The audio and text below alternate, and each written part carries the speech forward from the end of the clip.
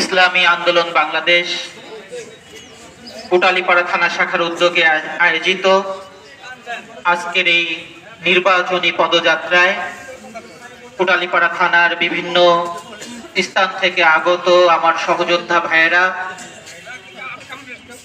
আম জনতা, গরিব দুঃখী, মেহনতি মানুষ, সম্মানিত মানুষ সকলকে আমার পক্ষ থেকে আন্তরিক শুভেচ্ছা ও মোবারকবাদ। আজকের প্রোগ্রামে প্রশাসনের ভাইয়েরা উপস্থিত হয়েছেন, আমার সাংবাদিক ভাইয়েরা উপস্থিত হয়েছেন। আমি সকলকে আন্তরিক শুভেচ্ছা ও মোবারকবাদ জানাই। এই টুঙ্গিপাড়া কোটালীপাড়া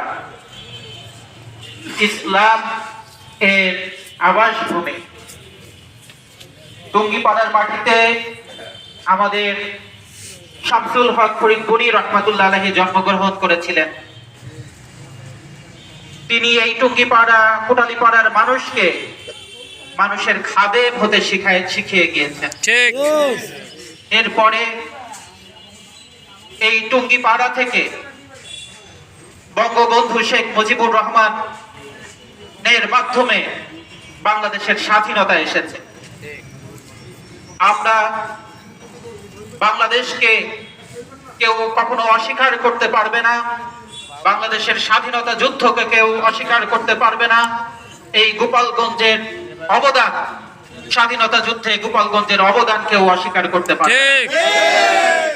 এই জন্য আমরা মুক্তিযুদ্ধ করেছিলাম সাম্য প্রতিষ্ঠার জন্য, মানুষের মানবিক মর্যাদা প্রতিষ্ঠার জন্য এবং সমাজে ন্যায় বিচার প্রতিষ্ঠার জন্য।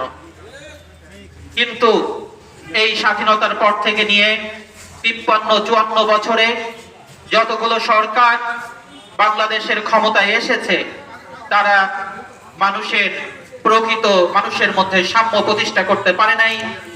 বৈষম্য সৃষ্টি করেছে দেখেই বিগত জুলাইতে এসে আবার বৈষম্য বিরোধী আন্দোলন আমাদেরকে করতে হয়েছে। আমরা এখন নতুন বাংলাদেশ করতে চাই, আমরা এখন ইসলামের বাংলাদেশ করতে চাই, আমরা এদেশে সাম্য প্রতিষ্ঠা করতে চাই। এখানে কোনো বৈষম্য থাকবে না, বাংলাদেশের রাজনীতিতে কোনো প্রতিহিংসার রাজনীতি থাকবে না। বাংলাদেশে মানুষের মানবিক মর্যাদা ফিরে পাবে। রাজনীতি করা মানুষের অধিকার, রাজনীতি করা অপরাধ নয়। কেউ রাজনৈতিক কারণে মানুষের প্রতিহিংসার সৃষ্টি হবে, হামলা মামলা জুলুমের শিকার হবে, গুমের শিকার হবে, মিথ্যা মামলার শিকার হবে, ওই রাজনীতি আমরা চর্চা করি না। এই কারণে এই গোপালগঞ্জের 3 আসন টুঙ্গিপাড়া কোটালীপাড়ার আমার যে সমস্ত ভাইয়েরা রাজনীতি করার কারণে মিথ্যা মামলার শিকার হয়ে আছে, এই মিথ্যা মামলাগুলো অচিরেই, এই মিথ্যা মামলা কোনো মিথ্যা মামলা থানায় থাকতে পারবে না। সব মিথ্যা মামলার, যাদের নামে মিথ্যা মামলা আছে তাদেরকে মিথ্যা মামলা প্রত্যাহার করতে হবে। সবাই যেন প্রত্যেককে নিজ নিজ ব্যবসায়, প্রতিষ্ঠানে, কাজে, কর্মে, রাজনীতিতে নিজ ঘরে রাত্রে নিশ্চিন্তে ঘুমাইতে পারে, সেই পরিবেশ ইনশাআল্লাহ সামনে তৈরি হবে। বাংলাদেশের সকল ইসলামী দল, 8টা ইসলামী দল একত্রিত হয়েছে। বাংলাদেশ সামনে বাংলাদেশের ইসলামী জোট, যে 8 দলীয় ইসলামী জোট হয়েছে, এই জোটের সাথে আরো দেশপ্রেমী আরো অনেকগুলো দল ঐক্যমত পোষণ করেছে। এই জোটে আরো দল একে একে যোগ দিবেন এবং এই ইসলামী জোট ইনশাআল্লাহ সামনে বাংলাদেশের ক্ষমতায় আসবে। বাংলাদেশ থেকে দুর্নীতি দূর হবে, বাংলাদেশের কোনো দুর্নীতি থাকবে না, মানুষ দুর্নীতি করতে পারবে না। এরপরে বাংলাদেশে ন্যায় বিচার প্রতিষ্ঠিত হবে, আমাদের দেশে ন্যায় বিচার প্রতিষ্ঠিত হবে, আমাদের দেশের অফিসগুলোতে ঘুষ বন্ধ হবে, সুদ বন্ধ হবে। মেধাবী ছাত্র, মেধাবী যুবক সে ঘুষবিহীন চাকরি পাবে। আমরা এই পরিবেশ সৃষ্টি করব ইনশাআল্লাহ। আমাদের অফিসগুলোতে কেউ আর ঘুষ খেতে পারবে না।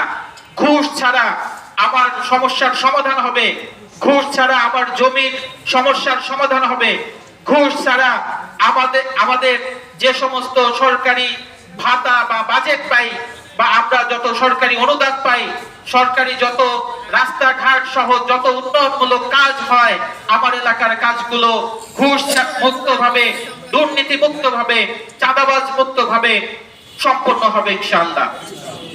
আমরা গরিব দুঃখী মানুষের পাশে দাঁড়াতে চাই। আমরা বাংলাদেশের সকল, বিশেষ করে এই গোপালগঞ্জ ৩ আসনের টুঙ্গিপাড়া, কোটালীপাড়ার সকল গরিব দুঃখী মেহনতি মানুষ, তারা যাতে রেগুলার দুমুঠো সুখে শান্তিতে দুমুঠো ভাত খেতে পারে, ভালো কাপড় করতে পারে, সেই ব্যবস্থা আমাদেরকেই করতে হবে। আমরা সবাই মিলে মানুষের খাদেম হয়ে যাব, আমরা সবাই মিলে মানুষের খেদমত করব, আমরা সবাই মানুষের পাশে দাঁড়াবো, দুর্যোগকালীন অবস্থায় মানুষের পাশে দাঁড়াবো, সুখে দুঃখে মানুষের পাশে দাঁড়াবো, মানুষ মৃত্যুবরণ করলে মানুষের পাশে দাঁড়াবো, শিশু বাচ্চা জন্মগ্রহণ করলে মানুষের পাশে দাঁড়াবো, হসপিটালে দুঃখী মানুষের পাশে দাঁড়াবো, অসুস্থ মানুষের পাশে দাঁড়াবো। আমাদের এই টুঙ্গিপাড়া, কোটালীপাড়ায় হসপিটালের অবকাঠামো অনেক ভালো, কিন্তু ভালো ডাক্তার, ভালো মেশিনারিজ, ভালো চিকিৎসার ব্যবস্থা নেই। আমরা নির্বাচিত হয়ে প্রথমেই চিকিৎসা ব্যবস্থা উন্নয়ন করব। এই কোটালীপাড়ার হসপিটালে, কোটালীপাড়া এবং টুঙ্গিপাড়ার 2টা সরকারি হসপিটালে ভালো চিকিৎসা হবে। এই কোটালীপাড়া টুঙ্গিপাড়ার মানুষ ঢাকায় যাইতে হবে না চিকিৎসা করতে ইনশাআল্লাহ। আমাদের বিগত প্রধানমন্ত্রী এখানে অবকাঠামোগত অনেক উন্নয়ন করেছে, অনেক স্কুল কলেজ হয়েছে, অবকাঠামোগত উন্নয়ন হয়েছে, কিন্তু সেখানে শিক্ষার মান উন্নয়ন হয় নাই। শিক্ষার সরঞ্জাম নেই, স্কুলের ভবন আছে, ভিতরে চেয়ার টেবিল নেই, ভিতরে লাইব্রেরি নেই, ভিতরে বিজ্ঞানাগার নেই, কর্মমুখী শিক্ষার ব্যবস্থা নেই, ভালো কম্পিউটার ল্যাব নেই। আমাদের এই সকল শিক্ষা প্রতিষ্ঠানগুলোতে যাতে ভালো শিক্ষক, ভালো পড়াশোনা, ভালো ল্যাব হয়, আমরা নির্বাচিত হওয়ার সাথে সাথে সেই ব্যবস্থা নিশ্চিত করব। এই কোটালীপাড়ায় বিভিন্ন অধিকাংশ অনেক মৎস্যজীবী, মৎস্য ব্যবসায়ী আছে। এই কোটালীপাড়ায় অনেক জায়গা আছে মাছ চাষ করার জন্য, খাল আছে, বাওর আছে। এই সমস্ত জায়গায় যদি আমরা মৎস্য চাষীদেরকে প্রকল্পিতভাবে মাছ চাষের ব্যবস্থা করতে পারি, তাহলে শুধু গোপালগঞ্জ নয়, এই গোপালগঞ্জের মাছ বাংলাদেশের সব জায়গায় পৌঁছানো সম্ভব। এই জন্য আমরা নির্বাচিত হওয়ার সাথে সাথে গোপালগঞ্জ 3 আসনকে খাদ্যে সম্পূর্ণ করব। আমরা মৎস্য চাষীদেরকে ভালো মানের মাছের পোনা দেওয়ার ব্যবস্থা করব। এই স্থানীয়ভাবে মৎস্য খাবারের ব্যবস্থা করব এবং যাতে তারা সুন্দরভাবে মাছ চাষ করে এই এলাকার চাহিদা পূরণের সাথে সাথে সারা দেশে মাছ ছড়িয়ে দিতে পারে, আমরা সেই ব্যবস্থা করব। আমরা কৃষকদের জন্য ব্যবস্থা করব, শ্রমিক মজুরদের জন্য ব্যবস্থা করব। বিশেষ করে আমাদের এই কোটালীপাড়া হিন্দু বসতি বেশি, আমরা যারা সনাতন ধর্মের আছে আমরা তাদের পাশে দাঁড়াবো, তাদের ব্যবসা বাণিজ্যে সহযোগিতা করব। তারা যেন এখানে থেকে সুন্দরভাবে চাঁদা মুক্ত ভাবে ব্যবসা করতে পারে, আমরা সেই পরিবেশ সৃষ্টি করব। ইতিপূর্বেও আমার সনাতন ধর্মের ভাইয়েরা কোটালীপাড়ায় ব্যবসায় আগায় আছে, বিভিন্ন ভাবে তারা ব্যবসা করে, কিন্তু তারা ইতিপূর্বে চাঁদা মুক্ত ভাবে ব্যবসা করতে পারে নাই। আমরা তাদেরকে আশ্বস্ত করতে চাই, আপনারা ব্যবসা করবেন, যদি কেউ 2 টাকা চাঁদা চায় সেটাও দিবেন না, আপনারা পুরোপুরি চাঁদা মুক্ত ভাবে ব্যবসা করবেন। কেউ চাঁদা চাইলে ইসলামী আন্দোলনের নেতৃবৃন্দকে জানাবেন, ইসলামী আন্দোলনের নেতৃবৃন্দ ব্যবস্থা করবে। আমরা হিন্দু ভাইদের পাশে থাকবো, তারা যেন নিরাপদে ব্যবসা করতে পারে, নিরাপদে বসবাস করতে পারে।